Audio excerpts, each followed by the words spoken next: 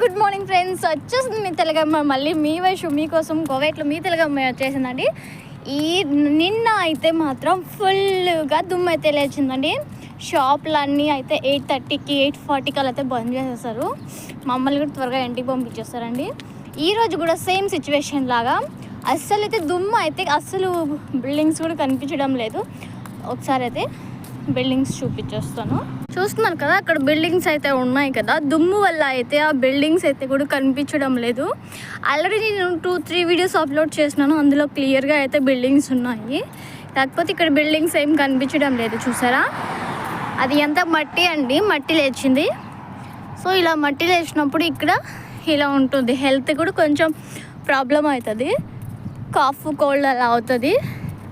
చూస్తున్నారు కదా, నా బ్యాక్ సైడ్ కూడా అక్కడ రోడ్ మీద అంతా కూడా త్రాప్ అయితే కనపడుతుంది. దుమ్ము ఉండి అది హవా అంటారు. హవా అంటే గాలి, ఇక్కడ త్రాప్ అంటే దుమ్ము. ఓకేనా, అలా లేచినప్పుడు అయితే కన్నా దుమ్ము లేచినప్పుడు కొంచెం జాగ్రత్తగా ఉండాలి. అంటే మాస్క్ అలా వేసుకొని తలకి బట్ట అలా చుట్టుకోవాలి. నేనేమో అవన్నీ వదిలేసి ఫ్రీగా వెళ్ళిపోతున్నాను.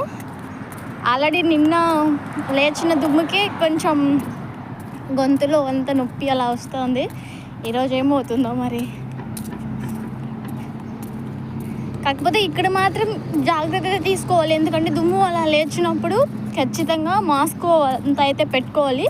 ఎందుకంటే మన హెల్తే కదా పాడవుతుంది. మన హెల్త్ పాడైనప్పుడు మనం వర్క్కి అయితే వెళ్ళలేం కాబట్టి, సో మనం కొంచెం కేర్ఫుల్గా ఉండాలి. మీకు అందరికి కేర్ఫుల్ చెప్పే, నేనే కేర్ఫుల్గా లేను. ఓకేనా, ఇప్పుడైతే బిల్డింగ్స్కి కొంచెం దగ్గర వచ్చాను, చూపిస్తాను చూడండి. అవన్నీ బిల్డింగ్స్ అని చూస్తున్నాం కదా, పొగలాగున్నదండి, అదంతా దుమ్ము అండి. దుమ్ము లేచిందనమాట.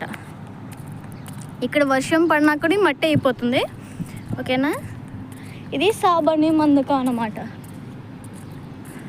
ఓకే ఫ్రెండ్స్, ఇది బ్రిడ్జ్ అనమాట, ఇటు సైడ్ నుంచి అటుకి.